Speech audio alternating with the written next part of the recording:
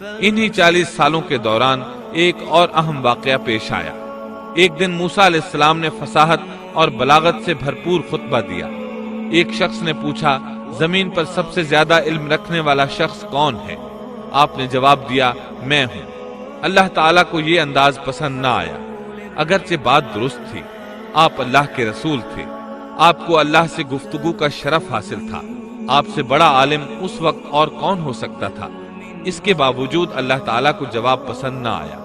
اللہ کو تو عاجزی پسند ہے۔ چنانچہ اللہ تعالیٰ نے فرمایا، زمین پر اس وقت آپ سے بڑا عالم موجود ہے۔ موسیٰ علیہ السلام نے پوچھا، اے اللہ وہ کون ہے اور کہاں رہتا ہے؟ اللہ تعالیٰ نے فرمایا، تم اسے مجمع البحرین کے پاس مل سکو گے۔ آپ ایک مچھلی پکڑ لیں اور سفر شروع کر دیں، جہاں وہ مچھلی گم ہو جائے گی وہیں وہ عالم موجود ہوگا۔ سورۃ الکہف آیت 60 میں ہے۔ اور جب موسیٰ نے اپنے نوجوان سے کہا کہ میں تو چلتا ہی رہوں گا یہاں تک کہ 2 دریاؤں کے ملنے کی جگہ پہنچ جاؤں، یا پھر میں عرصہ دراز تک چلتا رہوں گا۔ موسیٰ علیہ السلام کے شریک سفر یوشع بن نون تھے، یہ بھی نبی تھے۔ موسیٰ علیہ السلام کے بعد بنی اسرائیل کی باغ ڈور انہوں نے ہی سنبھالی تھی۔ سورۃ الکہف آیت 61 میں ہے۔ جب وہ دونوں وہاں پہنچے جہاں دونوں دریا ملتے تھے تو وہاں وہ اپنی مچھلی بھول گئے، جس نے دریا میں سرنگ جیسا راستہ بنا لیا۔ ان دونوں کو علم نہ ہو سکا کہ یہی ان کی منزل ہے۔ مچھلی کو انہوں نے ٹوکری میں ڈال رکھا تھا، وہ وہاں زندہ ہو گئی اور اچھل کر پانی میں چلی گئی۔ موسیٰ علیہ السلام اس وقت سوئے ہوئے تھے۔ یوشع علیہ السلام نے مچھلی کو سمندر میں جاتے اور راستہ بناتے دیکھا، لیکن موسیٰ علیہ السلام کو بتانا بھول گئے، یہاں تک کہ آرام کر کے وہاں سے پھر سفر شروع کر دیا۔ اس دن اور اس کے بعد رات سفر کر کے جب دوسرے دن موسیٰ علیہ السلام کو تھکاوٹ اور بھوک محسوس ہوئی تو یوشع علیہ السلام سے کہا کہ لاؤ بھئی ناشتہ کر لیں۔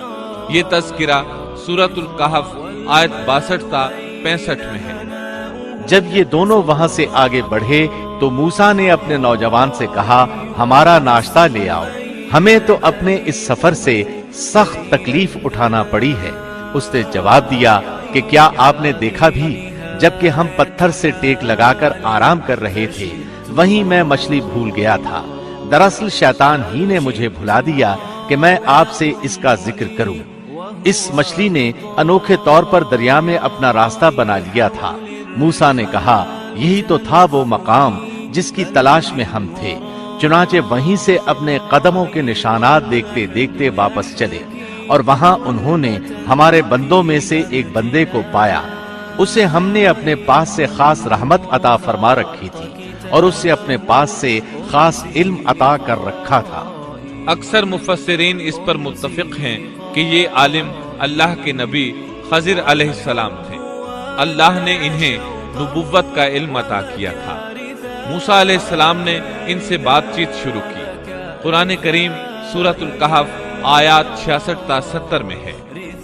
موسیٰ نے کہا کہ میں آپ کی پیروی کروں کہ آپ مجھے وہ نیک علم سکھا دیں جو آپ کو سکھایا گیا ہے۔ اس نے کہا، آپ میرے ساتھ ہرگز صبر نہیں کر سکیں گے، اور جس چیز کی حقیقت کا آپ کو علم نہیں اس پر آپ صبر کر بھی کیسے سکتے ہیں؟ موسیٰ نے کہا، انشاءاللہ آپ مجھے صبر کرنے والا پائیں گے، اور میں کسی بات میں آپ کی نافرمانی نہیں کروں گا۔ اس نے کہا، اچھا اگر آپ میرے ساتھ ہی چلنے پر اصرار کرتے ہیں تو یاد رہے کہ کسی چیز کے بارے میں مجھ سے سوال نہ کیجیے گا جب تک کہ میں خود اس کی نسبت کوئی تذکرہ نہ کروں۔ اس مقام سے موسیٰ علیہ السلام نے یوشع بن نون علیہ السلام کو واپس بھیج دیا۔ اب موسیٰ علیہ السلام کا خضر علیہ السلام کے ساتھ سفر شروع ہوا۔ سورۃ الکہف آیات 71 تا 73 میں ہے۔ پھر وہ دونوں چلے یہاں تک کہ وہ ایک کشتی میں سوار ہوئے۔ خضر نے اس کے تختے توڑ دیے۔ موسیٰ نے کہا، کیا آپ اس کو اس لیے توڑ رہے ہیں کہ کشتی والے سب ڈوب جائیں؟ یہ تو آپ نے بڑی خطرناک بات کر دی۔ خضر نے جواب دیا کہ میں نے پہلے ہی تجھ سے کہہ دیا تھا کہ آپ میرے ساتھ ہرگز صبر نہیں کر سکیں گے۔ موسیٰ نے جواب دیا کہ میری بھول پر مجھے نہ پکڑیے اور مجھے میرے کام میں تنگی میں نہ ڈالیے۔ دونوں نے سفر شروع کیا۔ راستے میں کچھ مسکین لوگوں کی ایک کشتی دیکھی۔ وہ محنت کرتے تھے، کرایہ لے کر لوگوں کو دریا پار کرایا کرتے تھے۔ انہوں نے خضر علیہ السلام کو پہچان لیا، انہیں اور موسیٰ علیہ السلام کو کشتی پر سوار کر لیا۔ سفر کے دوران خضر علیہ السلام نے لوہا پکڑا اور لگے کشتی میں سوراخ کرنے۔ کشتی کے ڈوبنے کا خطرہ پیدا ہو گیا، لوگ پانی کشتی سے باہر پھینکنے لگے، اس طرح کشتی خطرے سے نکل آئی۔ موسیٰ علیہ السلام نے اس فعل کو ناپسند فرمایا اور بولے، کیا لوگوں کو ڈبونے کا ارادہ ہے؟ خضر علیہ السلام نے جواب دیا کہ میں نے تو پہلے ہی کہہ دیا تھا کہ آپ میرے ساتھ صبر نہیں کر سکیں گے۔ موسیٰ علیہ السلام بولے، واقعی میں نے اجرت سے کام لیا۔ انہوں نے معذرت کی۔ سورۃ الکہف آیت 74 تا 76 میں ہے۔ پھر دونوں چلے یہاں تک کہ وہ ایک لڑکے کو ملے، خضر نے اسے مار ڈالا۔ موسیٰ بولے، کیا آپ نے ایک بے گناہ کی جان لی اور وہ بھی کسی کے خون کے بدلے میں نہیں؟ یہ تو آپ نے بڑی بیجا اور ناپسندیدہ حرکت کی۔ وہ کہنے لگے، میں نے آپ سے کہا نہیں تھا کہ آپ میرے ساتھ رہ کر ہرگز صبر نہیں کر سکیں گے؟ موسیٰ نے جواب دیا، اب اگر میں آپ سے کسی چیز کے بارے میں سوال کروں تو بے شک مجھے اپنے ساتھ نہ رکھیے گا، یقیناً آپ میری طرف سے حد عذر کو پہنچ چکے۔ ایک بار پھر سفر شروع ہوا۔ سورۃ الکہف آیت 77 تا 78 میں ہے۔ پھر دونوں چلے ایک گاؤں کے پاس آ کر ان سے کھانا طلب کیا، انہوں نے ان کی مہمانداری سے صاف انکار کر دیا۔ بس دونوں نے وہاں ایک دیوار کو دیکھا جو گرنے کے قریب تھی، اس نے اسے ٹھیک اور درست کر دیا۔ موسیٰ کہنے لگے، اگر آپ چاہتے تو اس کی اجرت لے سکتے تھے۔ اس نے کہا، بس اب آپ کے اور میرے درمیان جدائی ہے، اب میں ان باتوں کی حقیقت بتاؤں گا جن پر آپ صبر نہ کر سکے۔ اب انہوں نے وضاحت کی۔ سورۃ الکہف آیت 79 میں ہے۔ کشتی تو چند مسکینوں کی تھی جو دریا میں کام کاج کرتے تھے، میں نے اس میں کچھ توڑ پھوڑ کرنے کا ارادہ کر لیا، کیونکہ ان کے آگے ایک بادشاہ تھا جو ہر ایک صحیح سالم کشتی کو جبراً ضبط کر لیتا تھا۔ پھر انہوں نے دوسرے واقعے کے متعلق بتایا۔ سورۃ الکہف آیت 80 اور 81 میں ہے۔ اور اس لڑکے کے ماں باپ ایماندار تھے، ہمیں خوف ہوا کہ کہیں یہ انہیں اپنی سرکشی اور کفر سے عاجز اور پریشان نہ کر دے، اس لیے ہم نے چاہا کہ انہیں ان کا پروردگار اس کے بدلے اس سے بہتر پاکیزگی والا، اس سے زیادہ پیار محبت والا بچہ عنایت فرمائے۔ تیسرے واقعے کی وضاحت سورۃ الکہف آیت 82 میں ہے۔ دیوار کا قصہ یہ ہے کہ اس شہر میں 2 یتیم بچے ہیں جن کا خزانہ ان کی دیوار کے نیچے دفن ہے۔ ان کا باپ بہت نیک تھا، تو تیرے رب کی چاہت تھی کہ یہ دونوں یتیم اپنی جوانی کی عمر میں آ کر اپنا یہ خزانہ تیرے رب کی مہربانی اور رحمت سے نکالے۔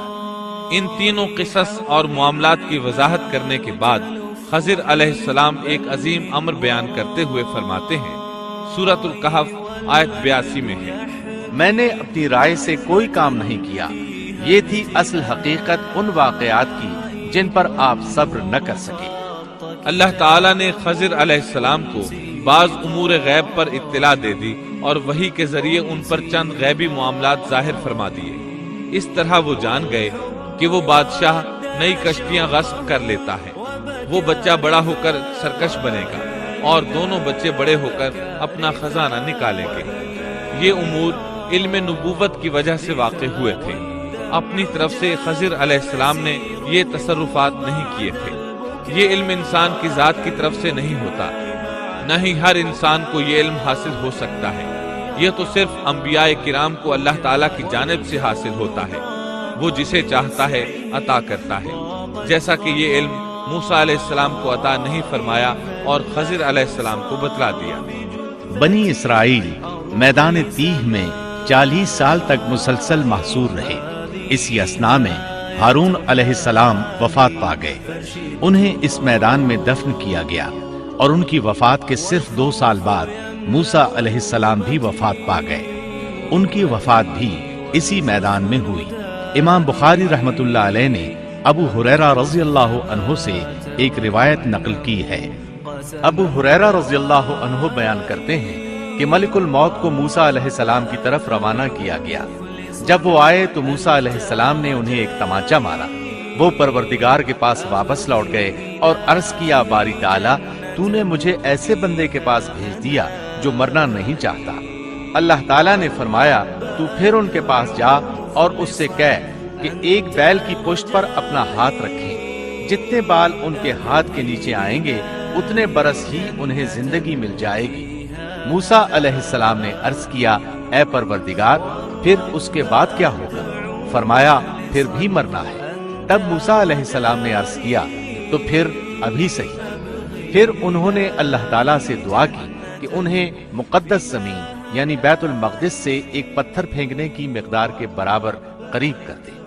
अबू हुरैरा रज़ियल्लाहु अन्हु फरमाते हैं कि नबी करीम सल्लल्लाहु अलैहि वसल्लम ने फरमाया, अगर मैं वहां होता तो तुम्हें मूसा अलैहिस्सलाम की कब्र बता देता। वो रास्ते के किनारे सुर्ख टीले के नीचे है। इस हदीस को इमाम बुखारी ने सही बुखारी में बयान किया है। मालूम हुआ कि अंबियाए किराम को मौत के वक्त इख्तियार दिया जाता है कि दुनिया में और रहना चाहते हैं तो रह सकते हैं, लेकिन आखिर मौत है। सूरत उज़्ज़ुमर आयत 30 में अल्लाह ताला ने नबी करीम सल्लल्लाहु अलैहि वसल्लम से फरमाया, यकीनन खुद आपको भी मौत का मजा चखना है और ये सब भी मरने वाले हैं।